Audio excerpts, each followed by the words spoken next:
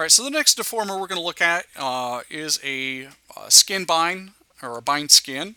And before we actually apply it to our geometry, I just want to look at it on, or our character's geometry, I want to look at it on a cylinder first. So let's create a cylinder. And I'm going to give it some height here. And let's increase its subdivisions in height as well. Again, your deformation depends on your geometry's resolution, and if we don't have enough subdivisions here, we're not going to get the desired effect on the deformation of our geometry. So let's make sure we've got enough edge looping here. And then I'm going to create a really simple joint setup. I'm going to go to the outliner here first. I'm going to go to a front orthographic view. And from the front, I want to kind of pretend like I'm making an arm. So I'm going to turn on X-ray mode. I'm going to come up here and switch to the rigging submenu. Let's go to skeleton and let's do create joints. And I'm going to start here from the bottom of my quote-unquote arm. And I'm going to start here to the right. And I'm going to put one here just a little off to the side underneath the geometry. Now that display is really small, so I'm going to go to display animation joint size, and I'll set this up to 0.5. Let's maybe just do 1. That's fine. Now the next joint I'm going to put in place is going to be for the elbow. And again, for elbows, I like to have the joint favor sort of the broad side of the pivot point, or where the anatomy bends. So in this case, it's going to favor that the elbow itself, and I'm going to put it away from the inside, or the crease of the elbow. So I'm going to go ahead and put one right here. And then for the wrist, I'm going to put it here to the right and just slightly above the cylinder. And then to finalize this, I'll hit enter. So we'll have our joint chain. Let's go ahead and name these. So I'm going to expand my hierarchy over here in the outliner. And this first joint, joint 1 at the top of the hierarchy, should be my shoulder joint. The center one here is my elbow joint. And this top one is my wrist. I'm going to grab the cylinder. Let's go ahead and name it arm geometry, or geo. And then we're going to start skinning this to our cylinder. Now, in terms of skinning, you want to select the joints first, and you'll select the geometry last. You'll also only want to select the joints that you want to influence the geometry, and no extras. So when we start thinking about skinning our character, we're not going to skin the tip joints, and we're not going to skin anything that doesn't really influence animation. So in this case, I only want the shoulder and elbow. Now, if this were a character, we would include the wrist, but this wrist joint here, it's outside of the geometry, and there's no actual wrist there for it to animate, so we're not going to include it. Now, to select this, there's a couple ways you could do it. You could just do it from the perspective view. I wouldn't recommend it, though, because it's easy to get confused in terms of what is and is not selected. If you grab the joint at the top of the hierarchy, so in this case, the shoulder joint, I technically only have one joint selected, but visually it looks like all 3 are selected. Now you can tell by looking in the outliner. So if we look here, the only joint that's highlighted is the shoulder. So this is why I don't recommend doing it in viewport, just because it's easy to get confused and not know what is or is not selected. So I'm going to deselect that, and instead what I'll do is on my keyboard, I'm going to hold the control key, and I'm going to click one joint at a time, but only click the ones that I want. So I'm going to select the shoulder and the elbow, and that's really it. With both of those things selected, let's go ahead and shift select the geometry. So I'm going to hold the shift key and select our arm geometry. And then under the rigging submenu, let's go to skin. And in here, we're going to do the bind skin option and click on its options box. I'm going to go to edit, and let's reset the settings here back to default. And let's start looking at these settings. So this first option, bind to. This dictates how it's going to bind your geometry based on your selection. So if I click this drop list, you have joint hierarchy, selected joints, and object hierarchy. Now, usually by default, this is set to joint hierarchy. And what this will do is it will apply the skin bind to every joint in a connected hierarchy. So if I were to leave it at this option, because I have the shoulder joint selected, it's going to immediately apply influence to every joint underneath the shoulder joint, which isn't what I want, because it's also going to include the wrist, even though it is not selected. So from this list, I'll actually want to click the drop list and do selected joints. And then this will only apply influence to the joints I currently have selected. And so because I do not have the wrist, it's going to leave the wrist joint out of the skinning. which is exactly what I want in this case. Binding method, if you click this, I'm just going to recommend that you leave it at closest distance. What it's going to do is it's going to apply influence to joints based on the spatial relationship of the surrounding vertices.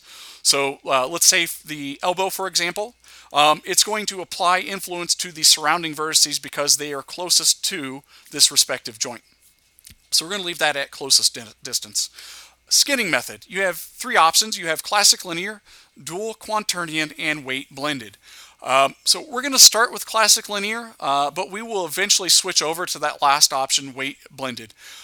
So the big difference here is with dual quaternion, what it does is it allows you to paint out certain areas so that we can control deformation as needed. So one area that we're definitely going to use dual quaternion is the forearm. And so by default with classic linear, what will happen a lot of times is when we twist your those twist joints in your arm, it'll start to twist the geometry and it'll actually collapse in on itself. You can think of it as like wringing out a rag or something like that. It will create a twist and the geometry will twist around itself and pinch. If we use dual quaternion, what that does is it allows us to paint out those areas and it allows the geometry to maintain its volume without collapsing in on itself. And so what we're going to do is we're eventually going to use this weight blended. And what weight blended does is it allows you to use both skinning methods at once. So we'll be able to use classic linear in conjunction with dual quaternion. But when we do our character, we're going to start out classic linear and later we will switch it to weight blended, and we are able to use a paint method where we can tell it to only have weight blended in the forearms. So we'll get to that later, but let's go ahead and leave it classic linear. These next two options we'll just leave alone at default, so the normalized weights and weight distribution, that's fine. Max influences. So this dictates the maximum amount of influence each joint can have over the surrounding vertices, and so we'll leave this at 5. And then the drop off. So the drop off just dictates the amount of blending it does between joints. So if we were to really lower this, it's going to create a dramatic fall off between the influence that the shoulder and the elbow have between one another. If we increase this drop off, there's going to be more of a gradation that goes across the geometry. So it's probably fine at default. So let's just leave these settings as is and hit bind skin. Now it's going to look like nothing happened, but if I were to, let's say, grab our elbow joint and rotate it now, the geometry should deform with it. And it's not terrible. It's actually deforming about how I would want it to there on the back of the elbow, but I think the crease, there's too much, it's like collapsing in there too much, and I would like more of a hard crease on the inside of that bend. So we would need to rely on our paint weights to fix this. So let me undo that rotation. You can also grab the shoulder joint and rotate it. Now it's going to move the entire geometry, but that's only because the whole joint hierarchy is moving with it. And so it has to follow, or the elbow and the wrist have to follow with it. And so it's not really going to deform anything when I move this like this. But then again, if I come back and grab the elbow, it's going to bend. So let me undo that movement. And let me grab the elbow and just add some slight bend. And then let me turn off X-ray mode. Now, let's turn off the grid. Now, pretty similar to that cluster deformer we looked at before, we can paint the influences happening on this geometry. So if I right-click on the geometry, there's a couple ways you can get to it. You can either go down to Paint, and under Paint, we have Skin Cluster, and then the skin weights that we applied here. So this Skin Cluster 1 Paint Weights node, or you can just go up here to the top left-hand corner where it says Paint Skin Weights tool, and it'll automatically bring up the skin weights for the selected object. On the left-hand side now, we have the Skin Weights tool, and at the top here you have the the joints that currently have influence over this geometry. So right now we only have 2 joints. When we get into your character, if you've bound your entire geometry to the skeleton, you're going to see every single joint in your skeleton or your character's hierarchy there. But over there, right now, I only have 2 joints, and that's because I only added influence to the shoulder and elbow. Now you'll notice when I click on one of these, it'll highlight in blue, and the display here on our geometry is going to be different depending on which one I have selected. So if I select the shoulder, over there, anything that's highlighted in white is getting 100% influence from this particular joint. Anything that's black is getting 0% influence. And then you could think about this in terms of value. If it's a 50% gray, that 50% just means it's getting half or 50% influence from this particular joint. And so that's what's creating that kind of smoothing or gradation here in the center.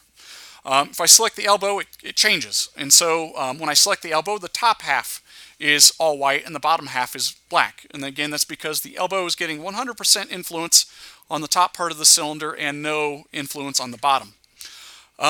In terms of painting weights, it's just a paintbrush. So if I hover over our geometry here, my cursor is a paintbrush, and again, it works like every other brush tool in Maya in Mudbox.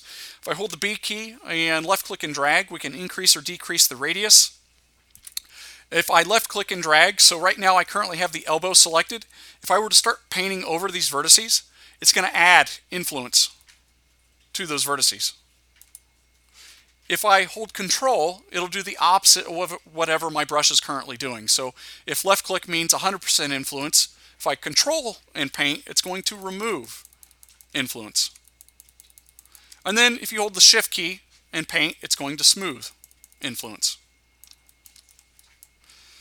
Now do keep in mind, when we're painting weights, if we're either adding or subtracting weight or influence, it has to add or remove it somewhere else.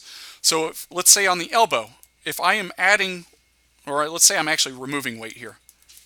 So if I'm holding control and removing this weight, it has to push these influences somewhere else in the joint hierarchy.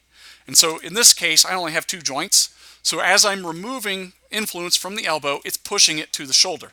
And so if I were to select the shoulder, that area should now be white. So this is really important to keep in mind, especially when we start painting influence on our character rigs, because we want to have greater control over where it's distributing this weight. And what I like to do is I like to start at the bottom of the hierarchy and work my way up so I know or I have more control over where it's pushing it. If you start either in the middle or at the top of the hierarchy, it gets unpredictable sometimes and it's difficult to know where it's pushing that weight. And so in terms of our characters, what I like to do is I'll start at the feet. So I'll start at the ball joint and I'll work my way up the legs towards the hips and then I'll stop there. And then I'll move to the arms and I'll start in the fingers and work my way up the arm. And as I'm adding or removing weight, it's going to just push it up to the next joint in the hierarchy. And then I'll go all the way up to the shoulders. And then I will go to the head and work my way down to the neck and then through the spine. And that just helps me have more control and dictating where it's pushing the weight. So do keep that in mind. But yeah, on this joint setup here, what I would like to do is I would like a nice sort of broad, smooth fall off here on the elbow itself. So I get a nice sort of bend there. So I'm going to go to the elbow and I'm going to add a bunch of influence here.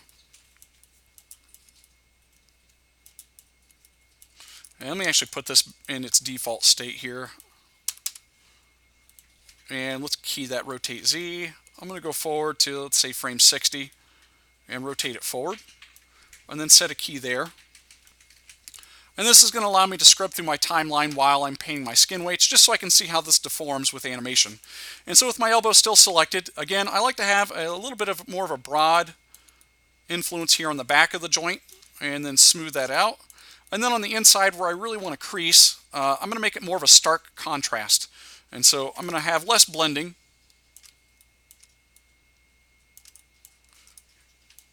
And more of a hard edge right there. And then if I scrub through this, we're going to get that type of deformation. Now we could come back in now as it's animating and hold shift and smooth that out a little bit.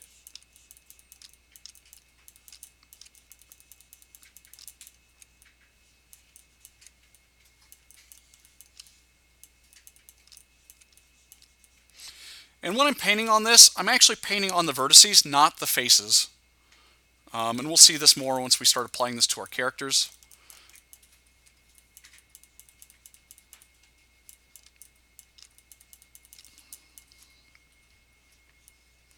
So that's going to get us a crease there.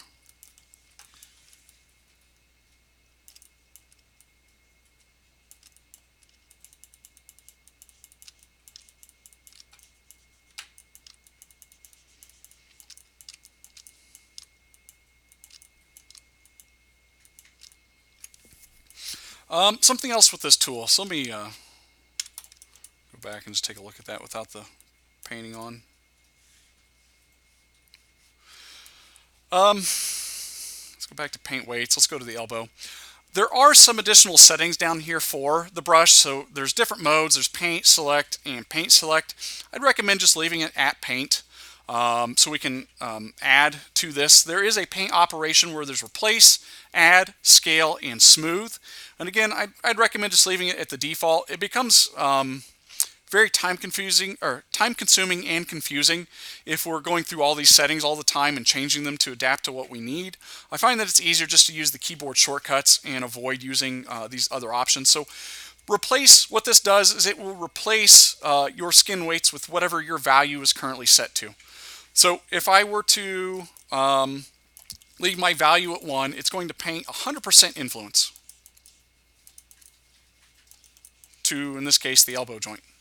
If I were to take the value and put it down to 0, it's going to replace whatever I paint with 0% influence. So it's removing influence from the elbow. And because of the way paint weights work, it's going to shift these weights to the shoulder joint as I remove them. Let's see, add.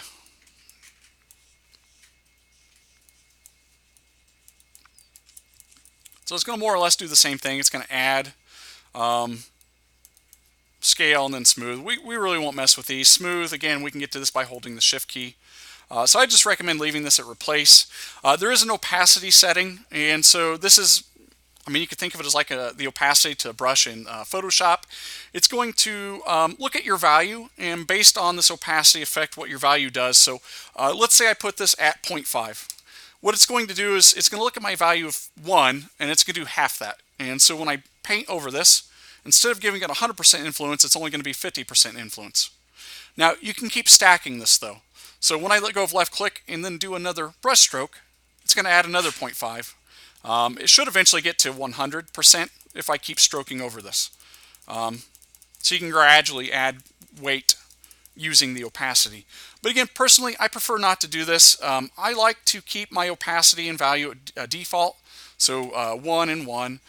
You can take your value and set it to 0. And when this is at 0, you get no influence. So we're actually removing at this point. But again, what I recommend doing is leave your brush settings at default. So we're going to leave mode at paint, the paint operation to replace, and then the opacity and value at 1. And I just use the keyboard shortcuts. So again, if I left click and paint, it's going to add 100% influence. If I hold control, it's going to do the opposite and remove influence. And then if I hold shift, I can blend. So if I need a variety or variation there in the fall off and I don't want 100%, I'll just hold shift to smooth it. And that way I avoid having to play around with my opacity and value all the time. We'll just leave them at their default settings. So that is the paint weight tool.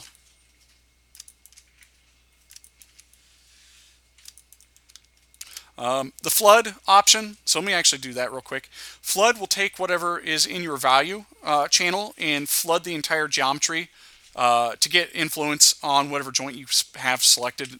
In this case, I have the elbow selected, so if I hit flood, it's going to give 100% influence to all the vertices to just the elbow. And so if I were to come in now and grab the elbow joint and rotate it, the whole geometry is actually going to rotate with just the elbow because it's getting 100% influence. Let's look at one other way to do this through the component editor.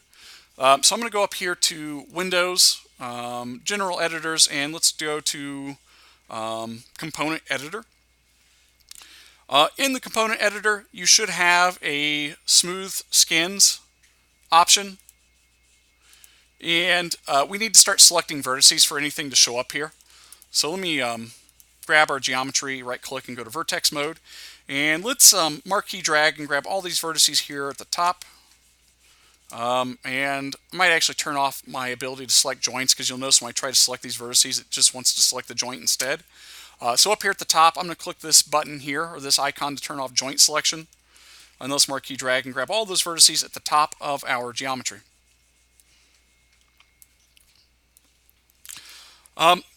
So you've got a couple different things going on here. If we look at the left-hand side of this, this entire column is all of our vertices that we currently have selected. So each one of these vertices has a coordinate and a name. So these are all the vertices I currently have selected.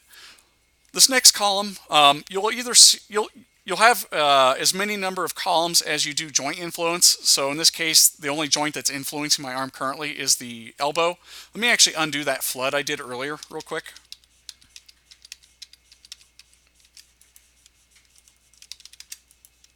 Oh, I gotta turn my joint selection back on. And then let's grab this again. And let's grab just those top vertices. Oh.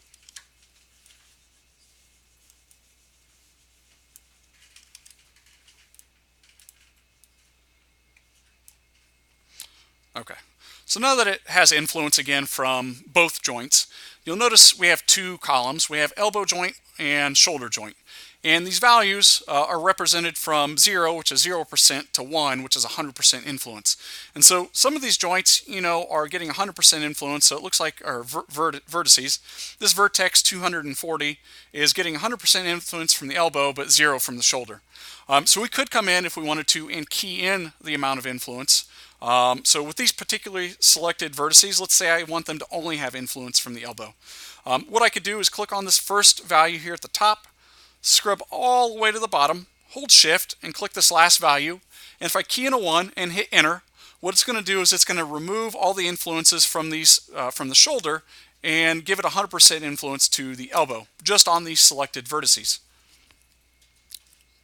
And then let's say I wanted to change the influence on the rest of these vertices. Let's grab all these here below the elbow. And so right now they're getting a variety of influences from the elbow and the shoulder. Let's say I want these to have 100% influence on just the shoulder. Let me click that first value, scrub to the bottom, hold shift and click on this and hit 1 and hit enter. And it's going to add 100% influence to the shoulder on just these selected vertices. And it's now removed any influences these vertices were getting from the elbow. And that's why the elbow disappears from our list here. And then if I were to go to object mode and grab this and then go to paint skin weights, you'll notice we have this kind of very clear divide where I removed or added these influences in the component editor. So there's a variety of ways we can control our influence over our deformation. This is going to come really in handy, especially when we start doing things like the head or when things are being stubborn with our skinning. So I'm going to go ahead and, or actually there's one more joint setup we have to look at, so let me undo that. Your skinning is based on history. So if I were to grab this cylinder and go up to Edit, Delete by Type History, it's going to remove the skin weight. And if I were to turn my joint selection back on and grab that elbow and rotate it, nothing's going to happen. So we can reskin this now. So I'm going to select the elbow, I'll shift select the shoulder, and then I'll grab the geometry, and then let's go up here to skin, and this time we'll do an interactive skin bind. And so this works a little differently. I find it's more cumbersome and not as intuitive to use. But what it does is it creates these capsules around your joints, and we can use these capsules to dictate the amount of fall off happening in the influence that your joints have. So I can do things like grab these points here. And let's go back here.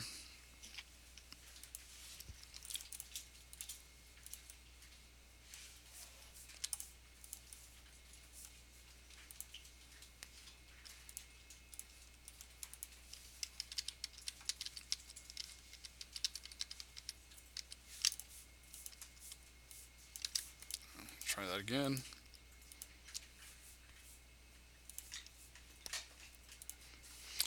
But anyhow, yeah, so we can come in and adjust these capsules.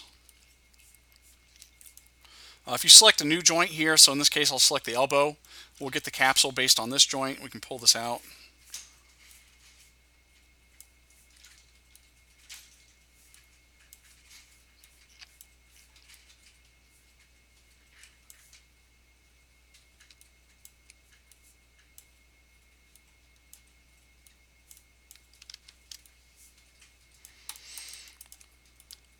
And then if we grab the joint itself and bring up the rotation tool, again we get deformation based on those capsules. Yeah, like I said, not very intuitive to use and really not something we'll use for our purposes, so we will not be looking at those. So we'll go ahead and stop here. And in the next video we'll start talking about skinning your characters.